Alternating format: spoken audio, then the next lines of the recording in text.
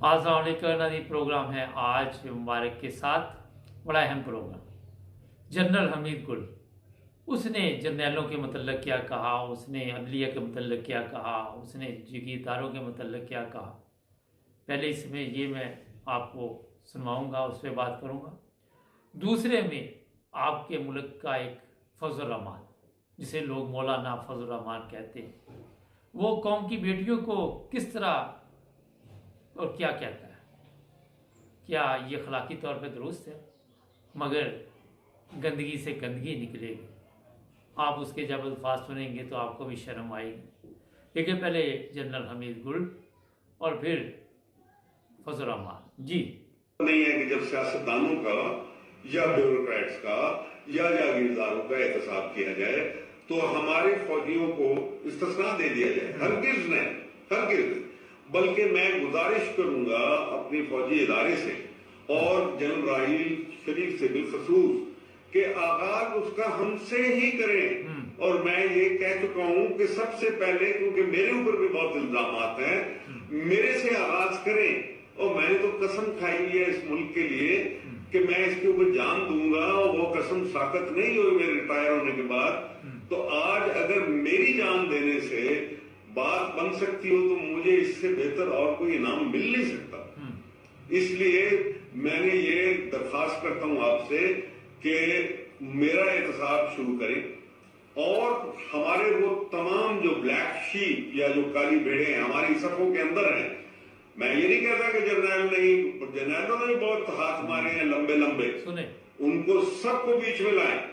चाहे वो हमारी पार्टी का मेंबर, ये स्पेस का हमारी तंजीम का मेंबर ही क्यों ना हो, और कई ऐसे हैं जो हमारे मेंबर्स हैं, उनको भी बेशक पकड़े। हमारी तरफ से कोई इतराज नहीं आएगा और हम अनकरीब एक रेजोल्यूशन भी भेजेंगे जिसके ऊपर कहेंगे कि हमें कोई इतराज नहीं अगर कोई हमारी तंजीम का मेंबर उसके ऊपर हाथ डाला जाता है और ये पूछा जाए जैसे हजरत उमर रजी अल्लाह ताला अन्हु से पूछा गया था कि उमर तुम चादर कहां से तुम्हें इतनी मिली कि तुम्हारा कमीज बन जाती, तुम लंबे आदमी हो, बैतुल माल से तो एक चादर मिली थी।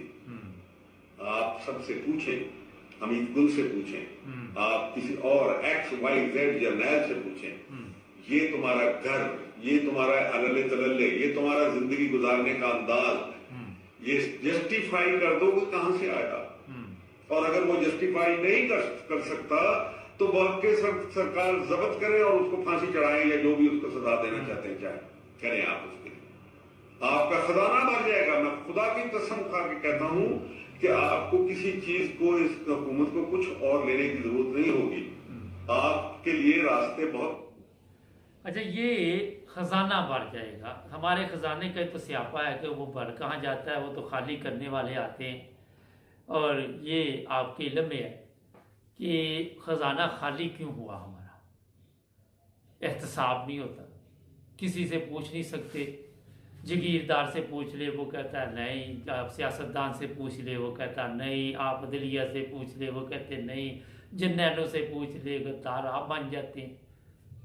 और भी इस तरह के लोग जो पावरफुल हैं वहाँ पे, उनसे पूछना, वो कहते जनाब कानून के मुताबिक हम नहीं चल सकते, कानून हमारे मुताबिक चले, जैसे हम चले हम कानून हमारे पीछे चले।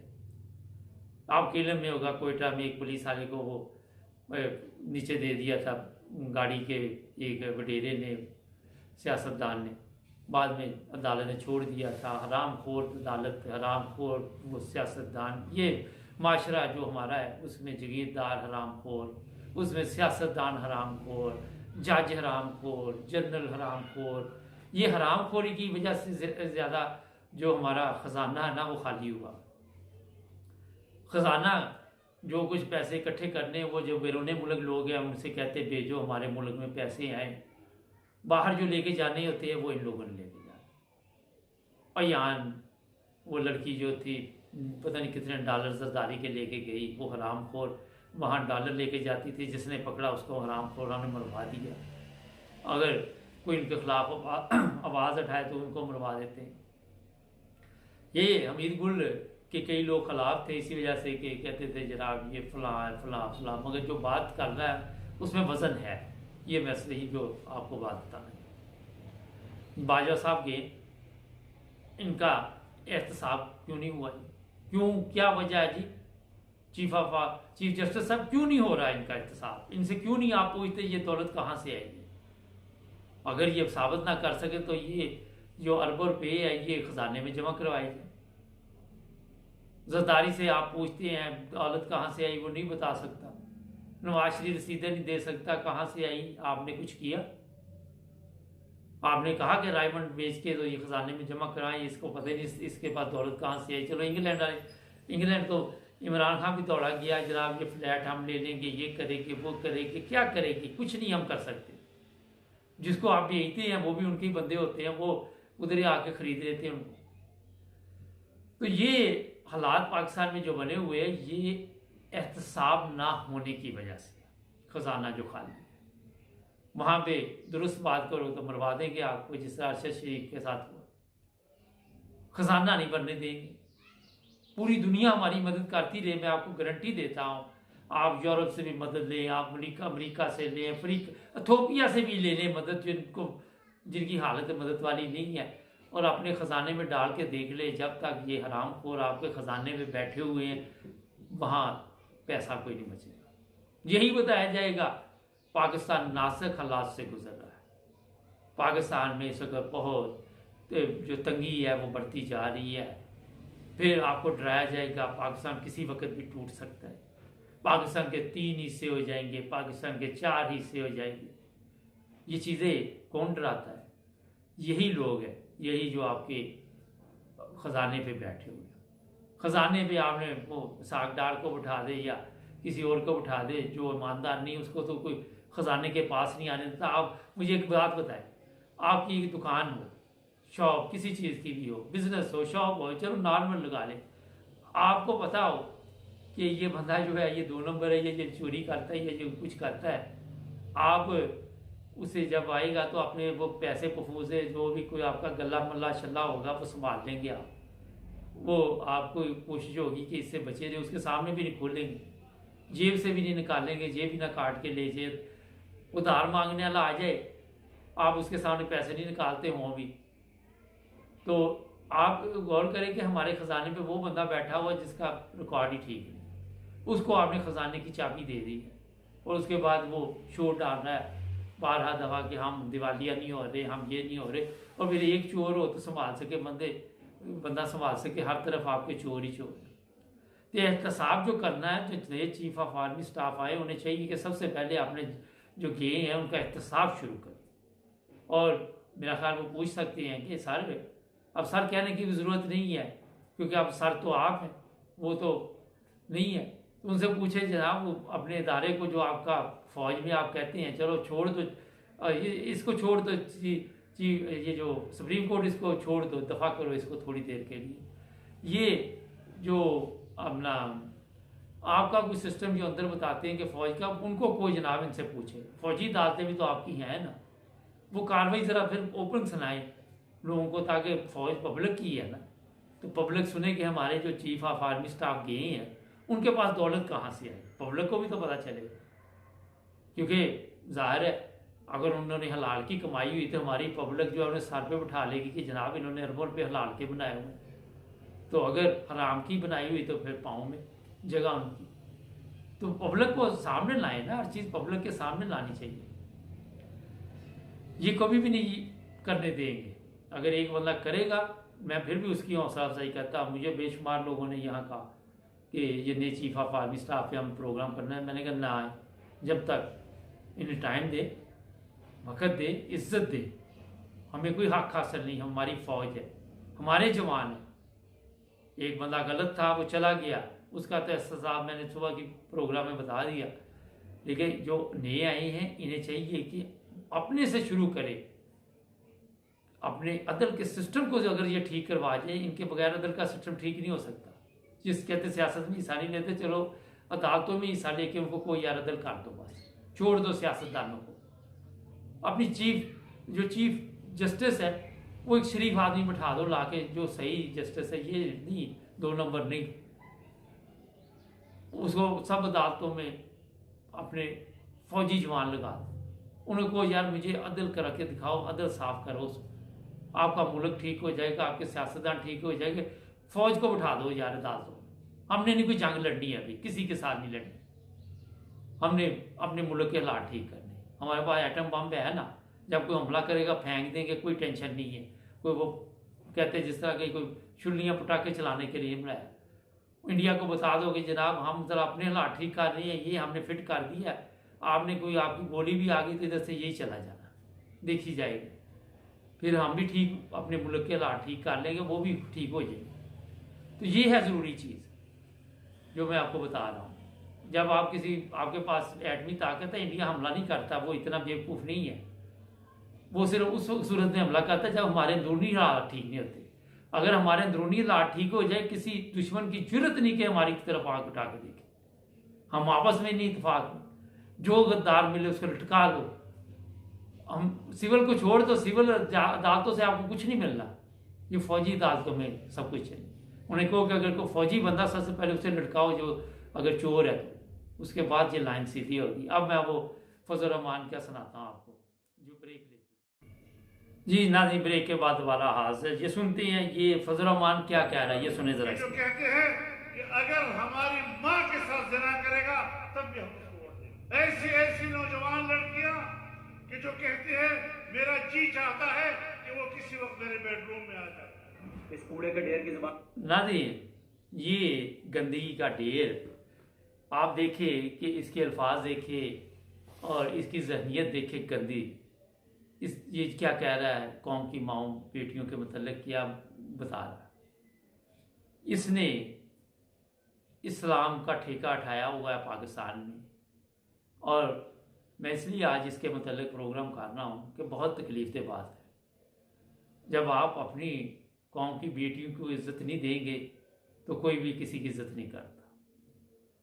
किसी के ऊपर ऐसे बहतान लगाने, इल्ज़ाम लगाने, अपनी सियासत चमकाने के लिए ये शख्स इस कदर गिर चुका है, अंदर इसके गंदगी भरी हुई है और वो गंदगी बाहर निकलती रहती है वक्त वक्त। और ये जो ज़बान इसकी है बिल्कुल आपको मैं बता दूँ पलीद ज़बान है।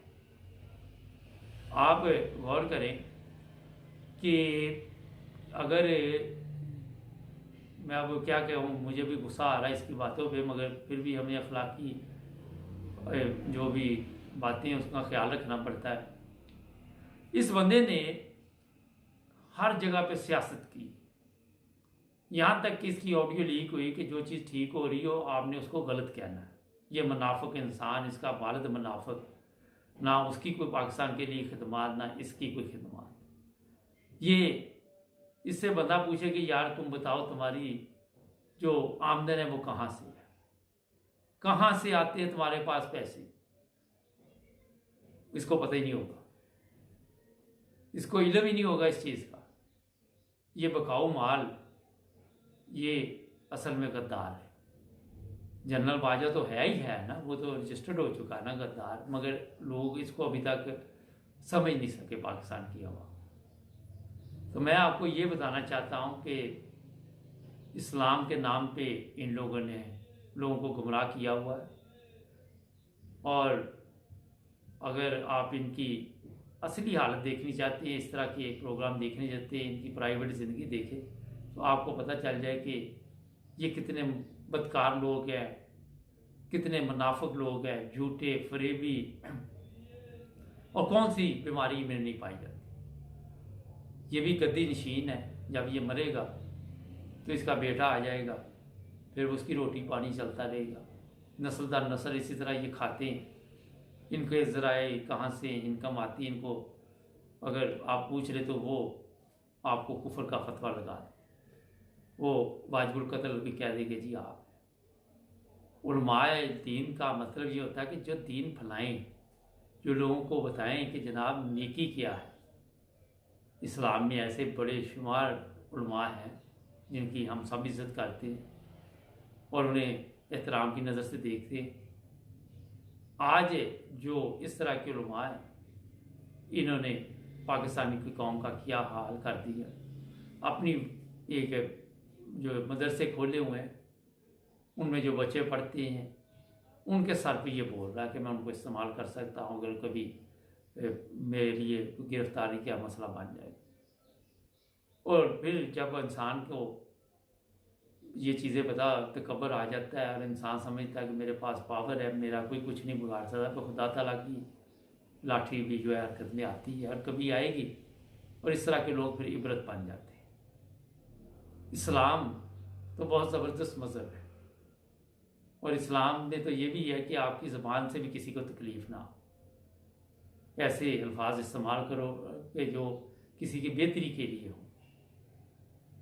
जो तालीम ये दे रहा है, जो बातें ये बता रहा है, क्या हमारी ख़वातीन इसकी इज़्ज़त करेंगी, इसका एहतराम करेंगी? नहीं करेंगे। तो इस तरह के लोगों को मुंह नहीं लगाना चाहिए। इनको असल में औकात ज़्यादा मिल जाती है। जब औकात से ज़्यादा मिल जाता है तो फिर खुद भी नहीं पता होता कि हमने क्या करना है, क्या नहीं करना। और मुझे बड़ा दुख होता है इस तरह जब मैं सुनता हूँ कि बच्चियों के बारे में ऐसे अल्फाज, अगर उन्होंने कोई ऐसी बात हो भी तो मेरा ख्याल पर्दापोशी करनी चाहिए। और ये नहीं कि इमरान खान के लिए वो यहाँ तक निकल जाती हैं।